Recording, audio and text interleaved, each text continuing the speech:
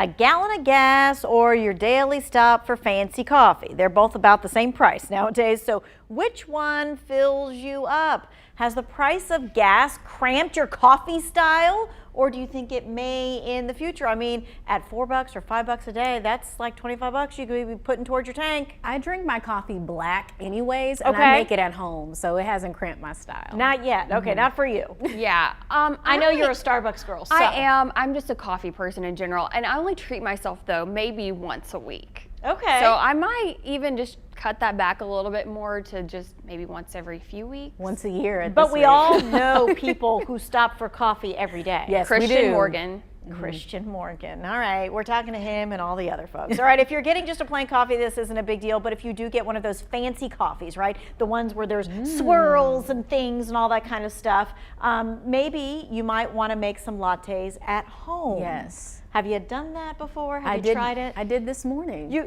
really? Yeah, I made 2 cups this morning. I have the little Keurig thing, just pop it in there. That's what I do every day. Okay. Yeah, I do that too. But I do know that a lot of people have some fancy machines and little things like the stir thing. The frother. Frother, I couldn't We're think of going the to talk word. about it, all right, Okay. because I have a Keurig too, right? That's as fancy as I get. I put some whipped cream on the top. That's Oh, it, right? okay. That's my fancy. Okay. Right. So Consumer Reports to the rescue as they tested all kinds of machines and things. The benefit of a combination coffee maker is really just the versatility and variety.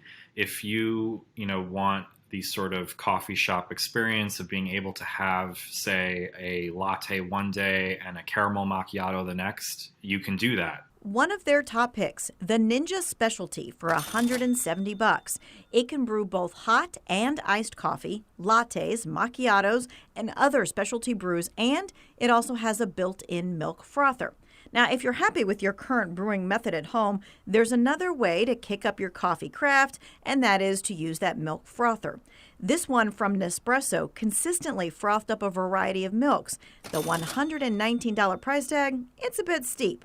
A little less fancy, but still a good option, this handheld $20 Aero Latte Frother. $20, some frothy milk. This is a good thing. All right. So I did the coffee math, some coffee calculations, and I did it after I had coffee, by the way, because there ain't no thinking before the coffee, right? And for that $170 machine, you would need to take about, let's say your coffee's $5, because like when I go to Starbucks, my order is like $4 and change. So $5 coffees times 34 days. By that point, you would have paid for your machine.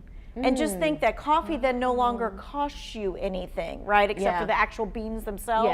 The coffee doesn't cost, and so that machine would pay for itself. And then, I mean, you wouldn't have to tip anyone unless you want to tip yourself. That's true, and you don't have to stop, you don't have to use the gas to go, and you don't have to be there. That's a good investment if you're into that kind of coffee. $170, that's not too bad if you break it down that way. If you break it down like that, all right. Now, you may not be sold on it now, but we'll see what happens as prices go up and if they stay up.